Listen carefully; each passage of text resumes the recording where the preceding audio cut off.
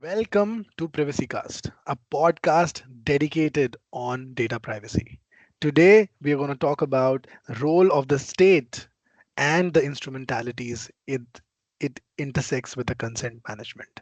We have none other than Colonel Binoj Koshy. Colonel Binoj Koshy is a army veteran, has worked for more than 3 decades in the industry, has been in leadership roles in UIDI where he has implemented privacy for Aadhaar. I think that's the person we have in front of us today, and we're looking forward to learning from him some details around consent management and the role of the state and the instrumentalities.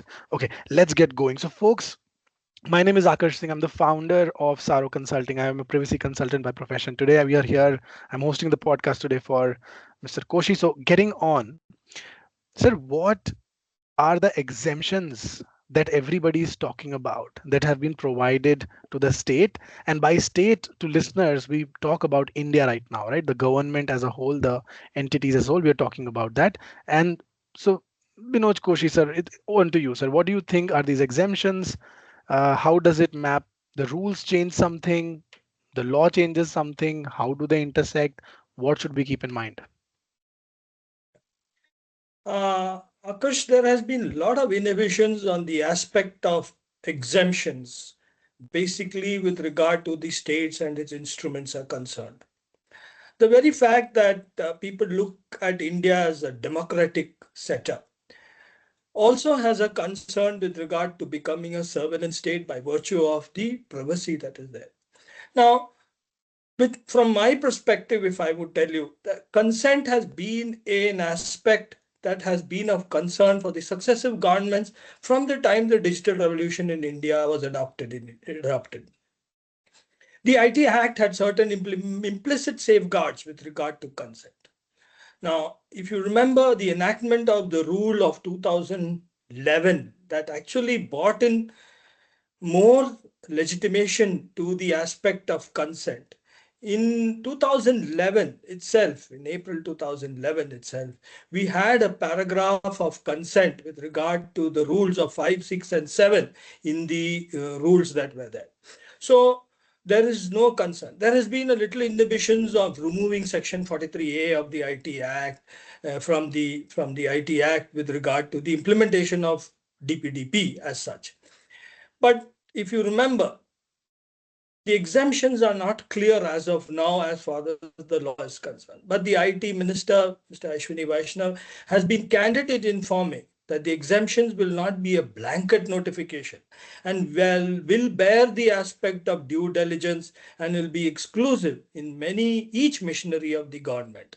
Now, the DPDP Act has So, certain sir, exemptions. blanket exemption is not there. Even if I think we will also have a lot of listeners from the government, because everybody is deliberating right now, wants to know more about the rules and what these rules are going to make, like what are they going to change tomorrow. So while everybody listens to us, Colonel, uh, so one thing that you mentioned is about rules being you know, for exemptions being specific, not generic, not blanket. So it's very specific that's going to happen. Also, Karan, how do you see, and you also mentioned IT Act, right? So I think IT Act is a 2011. So people generally say, hey, DPDP is the first privacy law. We agree to that. But consent management was born probably in India in 2011, right? So it's not a new thing.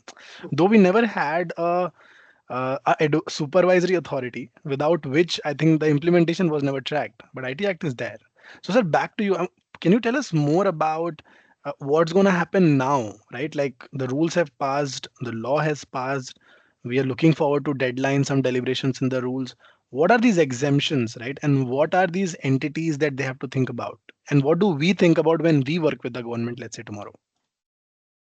Uh, with my background on Aadhaar, for example, the Aadhaar is one of the most foolproof systems that we have across the world in terms of a digital identity for the human, for a person of Indian resident. It's not a citizenship proof, but it is a residential proof. Yeah. Now, from that perspective, you know the crimes that are there in the environment today. For example, if I were to give my fingers and my iris to generate that 12-digit Aadhaar ID, would anybody like it to be forgotten in the system? So those exemptions have to be provided to certain provisions in the Act. Now, further to that, by virtue of the Aadhaar, there is the 70% of India, which is rural, take a lot of benefit in terms of direct benefit transfer, the public distribution ration system, and things like that.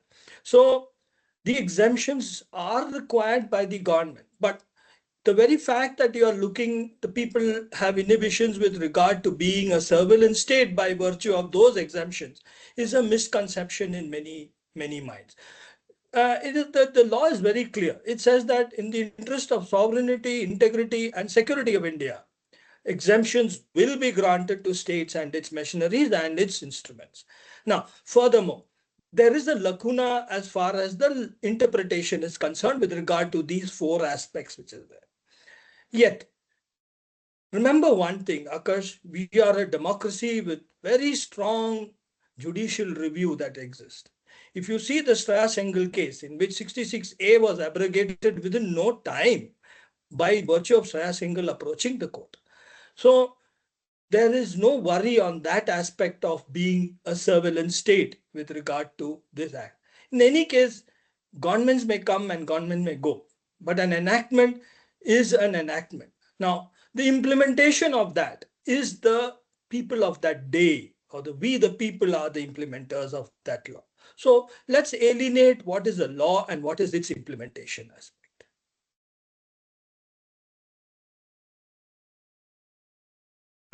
I Okay, hope sir. I have No, yeah. I hear you. I hear you, and I think we got a lot from this discussion. But moving on, when we look at the key compliance requirements, right? I think the second schedule of DPDP in 2023, the August, the law that has passed, right? The state entities have to do something, right? Now, if it specifically talk about the state entities, the government owned entities, where the exemptions will come and exemptions may not come, what do they have to do? And if, let's say, see, our major business kernel is also, if you see in India, there are a lot of startups and a lot of organizations delivering to the government. So they may be processors or sub processors. So what we are talking right now is gonna not just thinking about the government entity, but also to the overall infrastructure of India, which is actually delivering for the government. So how do you see that these sub processors, processors down the line think about these requirements under DPDP? What do they have to change? Because government will ask them to sign a blanket, you know what happens, right? It's, we always ask, they pass on, the liabilities get passed on to the vendors. So how should vendors manage these liabilities and, take it, faster rather than later? Okay. Now that you mentioned Schedule 2 of the law, it is primarily concerning two clauses of the rule which is there. One is Section 7, Clause B, and of course, the Section 17, Clause B, subsection 2. Now, these two are primarily something that is more concerned with the welfare schemes of the government. Now, if one would think that it will become a surveillance, today, can you tell me how much of surveillance can one do on 1.45 billion population? It is difficult. Now, in terms of corporates, yes, how much of corporate evasion is going on in terms of today's functioning or the obligations with regard to their functioning with regard to the government machinery. Yet government has to enact something in paper to ensure the safety and welfare of human beings or the residents of India. That's what, because this whole thing is based on the universal human right enactment which the United Nations have done. Now, with regard to that, if government doesn't have an upper hand, how would we approach the government? Now, furthermore, Section 43A being abrogated, a data principal has no right now to go to the court in terms of consent violation or in terms of surveillance. Now, the only protected is the board and the government of India. That is the Data Protection Board and the government of India. Now, unless teeth is not provided to them, how would you ensure that the government will protect in terms of consent, in terms of privacy and all that? Now, it is humanly impossible for any corporate house to ensure safety or in terms of privacy to an individual. Now, The only overseer today, in as far as India is concerned, is the government of India. Now, a portion of it will be hived off to the DPDP board. But remember one thing, our judiciary is strong. An appeal after post this goes to the telecom appellate tribunal. Further on, from here, it will go to the Supreme Court. Remember, so the channel has been cut short in terms of grievance redressal or getting a legal remedy out of it. And one more aspect, Akash, you should be very particular on this, that once a precedence is set by the judiciary in India, it becomes a law by itself. So has anybody gone to court by virtue of a social media publication after 66A was abrogated? IT Act Section 60 was abrogated. So the beauty of that aspect of India is that once a judicial review is done or a judicial order is passed, that again becomes an addendum to the law that the government has passed. So there is no worry on that aspect for corporate houses. It is just probably a spending a few money in the. What the corporate should be worried is having a privacy espionage as action. Let's say A industry doesn't like B industry. They will probably get somebody made against A, that B will file a case, or go on a PIL. Now, in that terms, yes, data privacy goons will come up. Yes, there is a worry on that. But then that safety is again, if you have a customer on board of yours, then if you, I Very know the similar customer will to be. US class action lawsuits, right? If I compare, they are like what you mentioned, like similar thing happens in US. The moment a law comes in, people start using the law to get money. Yeah. And I think you are talking about here in India defamation. Yes, not So only defamation, a privacy aspect. Let us say somebody may, industry B may, find a champion to file a PIL against industry, on the government against versus the actions of industry B. So there might be privacy goons that would happen, or privacy gundas, I may call them rather, we will come up in the aspects. Yet to safeguard all that is the reason why the schedule 2 has been provided, so that due diligence will be done by the government to protect those aspects which are there. So the law is actually a double-edged sword, in that terms. Yeah, I hope I'm clear in yeah, addressing I this. think we are clear. Also, we come to the end of the session. As you know that we've already passed time, but because you were giving such good information about the law and we went to specifics into schedules, I think that's why we let it run a bit longer. So thank you for coming on board to Privacy Cast and speaking to our listeners in India.